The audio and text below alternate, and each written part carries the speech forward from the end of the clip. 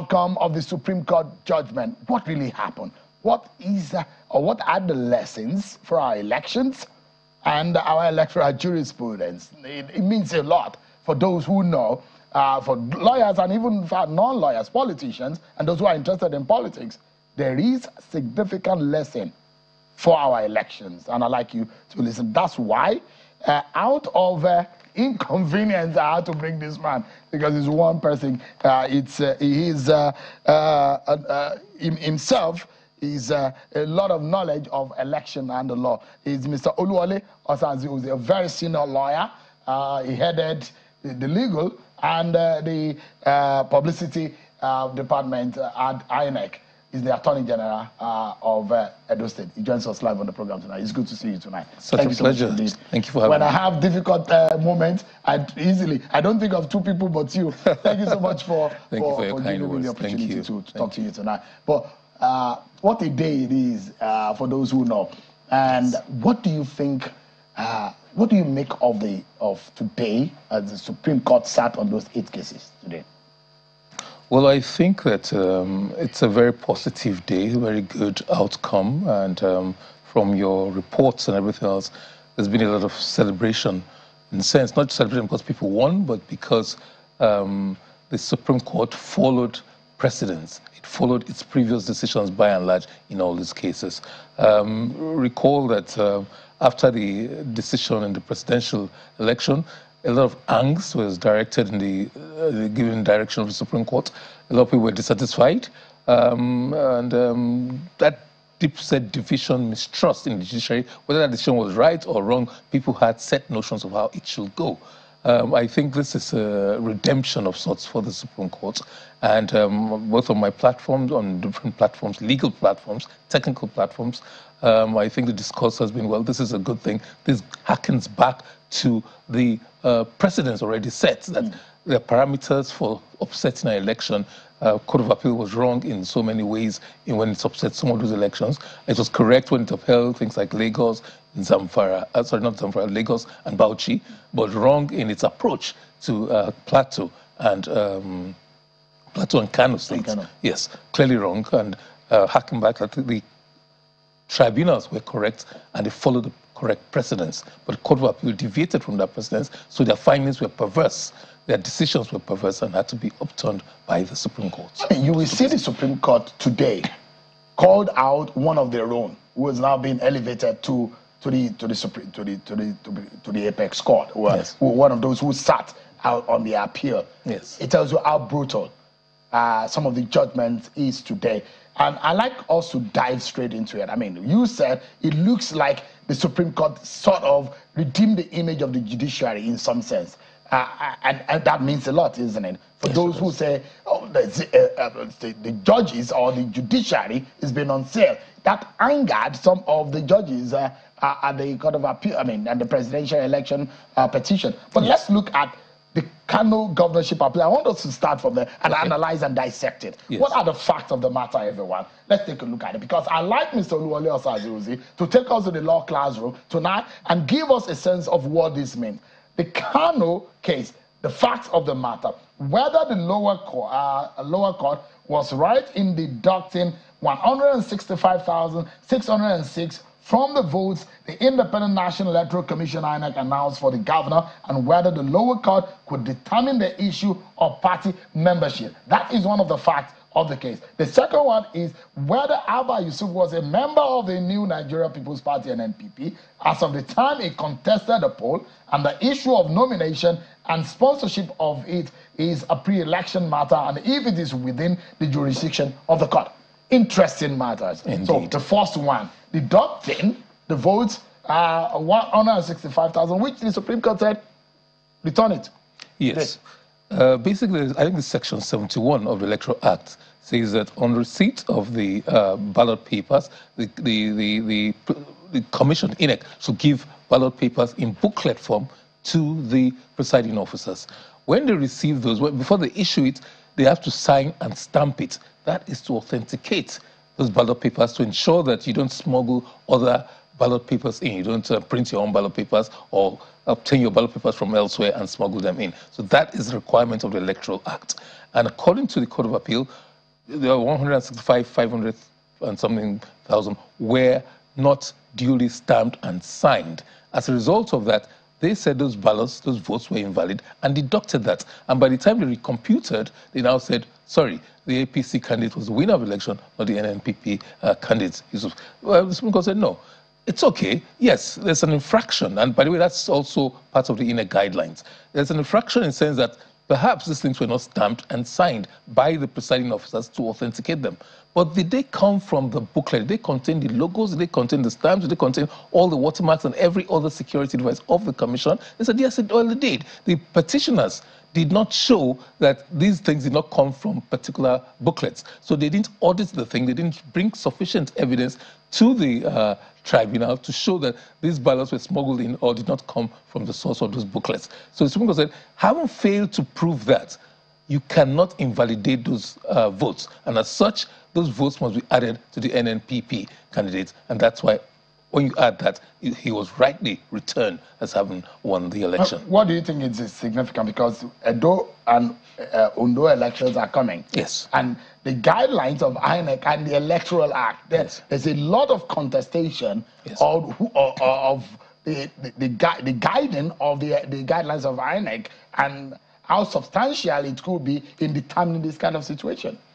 Yes, but first of all, in the hierarchy of laws, as I've often said on this program, you know that the guidelines are subservient to the Electoral Act in the same sense that the Electoral Act is subservient to the Constitution. So in the hierarchy of laws, the Constitution comes first, then you have laws made by the National Assembly, and then you have regulations and guidelines which may be considered to be bylaws. So that's the hierarchy. And the elections are conducted on this tripod. If there's any conflict between the Electoral Act and the Constitution, the Electoral Act has to give way. In the same way, if there's any conflict between the regulations and the Electoral Act, the regulations must give way.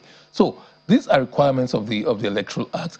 It is only where the Electoral Act has not given sufficient guidance that you rely on the regulations of the Commission. So that is what happened now. And as it is, don't forget that in the elections of 2007, ballot papers were not serialized because of the hurry, because of the, remember Atiku took INEC to court and INEC lost the case to Atiku and they went to reprint the ballot papers for the presidential election. So as a result of that, because of the limited time, they could not serialize the ballot papers.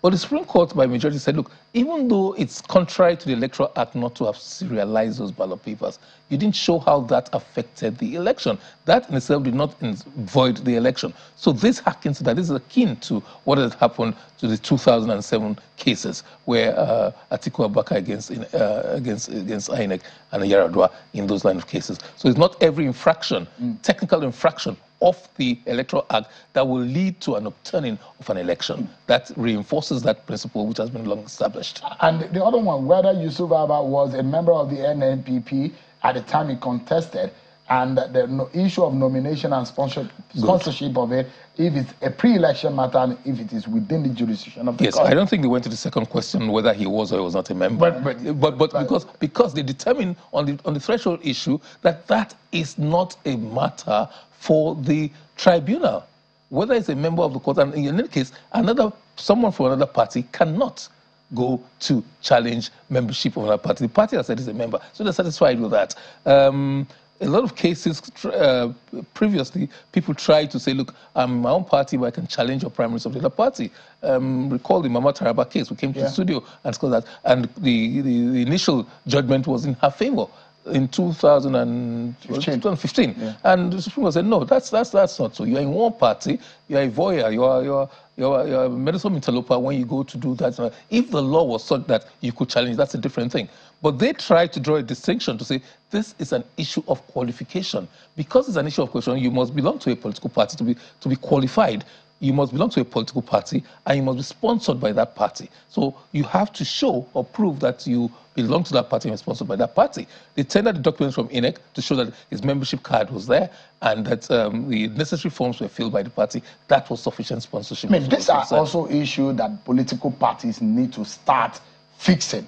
You see, if some of these issues are fixed by the political parties, there is no need for for contesting this in the courtroom. Yes. And this brings me to the fact of the matter in Plateau State, yes, which is a big lesson. And for those who, you remember that I had you on the program before when the Electoral Act was passed, and I said, look, the political parties need to sit down with legal minds to analyze, and they made a lot of mistakes. My warning, if you remember vividly, and I warned that there are a lot of provisions in the Electoral Act of 2022. If the political parties were not careful, they will fall short of some of this, and they did. Correct. And this is some of the things that will happen. Correct. In the Plateau State, let's look at the facts of the matter and what the court decided today. And there is a schooling of the lower court by the Supreme Court. And there is one the bar and the bench about some of the manner in which they should go. Look at the facts of the matter in the case of Plateau. Whether the validity of the nomination and you know, is another matter here, similar to Kano, of nomination and sponsorship is a valid ground to void an election. Secondly, whether the order of the Plateau State High Court can affect the National Executive Committee neck of the party. Yes. Yes, issue of nomination again. You know, is it an issue, a live issue in the tribunal? Is that a ground for nullifying an election? And the Supreme Court said no, it's not. As you rightly said, school the lower court, and added lawyers in the sense that, look, I think it's a forewarning to what might come. Be careful, advise your clients properly. And especially for matters that have become recondite, matters that we have decided and severally on, that look, this is a guide to everybody and we're all bound to obey decisions of the Supreme Court. The issue of validity of a nomination of a candidate is an internal matter of the political parties, and nobody outside of the political parties, in fact, to challenge that, you have to do it as a pre-election issue, and it has to come from somebody who participated in the primaries. So if you not participate in the primaries, you have no locus to also bring any action challenging that nomination. So unfortunately, the Court of Appeal misled itself, and that's what therefore erred and got to a perverse judgment, because it took those things into consideration and allowed those people, when there was absolutely no jurisdiction, and that's the word used by the Supreme Court, it had no jurisdiction to consider those issues. Absolutely. It's out of sight. I mean, it's interesting that some of the lessons coming out of the Supreme Court today, errors are going to mark it. Today is the 12th day of January. In Odo and Edo, political parties are going to make similar errors. And you will still find it out. Because these are technical issues that political parties are not very detailed in addressing these technicalities and these gray areas. Yes, unfortunately. But you know that all the political parties have legal advisors. They have legal advisors at state level, and they have legal advisors at national level. And some of them are accomplished lawyers. Maybe politics has blinded their eyes to the law. I don't think so, but I wonder why they get into that. And maybe sometimes the leadership are not listening to the lawyers. And each of the major political parties has a retinue of senior advocates, senior lawyers, who are their beck and call. And some of them are making mistakes that have been made previously. Now, let me take a number, for example. That's not in contention here. Right from 1999, many cases have come as to nomination. Proper parties have come before each election cycle. You've had that. We will go, for example, the Uba cases, the Valentine Ozigbo cases. Right from 1990, each election cycle, you have had that issue. But each time, it seems that we fall into the same trap. If there are legal issues, trust me, in a state where almost every household has a lawyer, in Anambra State, and everybody is almost a lawyer, similar to Edo State, Delta, and the rest, where lawyers are very rampant. But this is how I like us to anchor. Yes. There is a lot of lesson from what the judgment of courts today, and I've identified ones that I think are very significant. But to the electoral law, the electoral law of 2022, yes, what do you think the Supreme Court spoke to in this electoral law today that we need to have our mind to? Well, when the dust settles, not just today's judgments, but we'll have to sit down, look at the presidential election judgments. Were we emotive? Was the Supreme Court right? Was it wrong? Did it follow its established precedents? A lot of issues arise. Then look at the judgments of today. Is there any deviation from previous judgments? Are there new things that we should be very, very careful about? more from the presidential, actually, this issue of transmission of results, collation of results. Those were not live issues today. Those are actually novel issues, because those were issues that were not in previous electoral acts. Not in the 2006, not in 2010, but definitely in 2022. But this issue of nomination or non-nomination, there are slight differences, for example, as to who can. But 2010 and 20, on the issues of nomination of candidates, on the issues of what are within the domestic jurisdictions, nothing too much happened today. But there are some other judgments. The most important thing today is that maybe some other judgments have been delivered on, let's take Plateau State, for example. You asked His Excellency a few minutes ago that what will happen, how does he feel about those things? That we have to address issues like that. What happens where a lower court, but the final court, gets it so wrong? And the words used are perverse, where, they're void, they had no jurisdiction. If you now juxtapose that with the decisions in the National Assembly and State Assembly elections, talking about the issue of nomination, the issue of whether the party flouted the court order or not. Now you have to feel for those people and angst, and don't be surprised if some want to test the waters and go back to the Court of Appeal or go back to courts and say, in view of the Supreme Court judgments in the governorship, it shows you clearly the Court of Appeal is clearly wrong. Do you want to revisit that? Can they revisit that? These are certainly issues that will engage us for quite a while to come, I guess. Mr. Oluwole Osage-Uzzi, thank you so much. It was such an instructive day it is being for legal of electoral jurisprudence. Thank you so much indeed. Thank you for giving us this insight. Thank you so much indeed.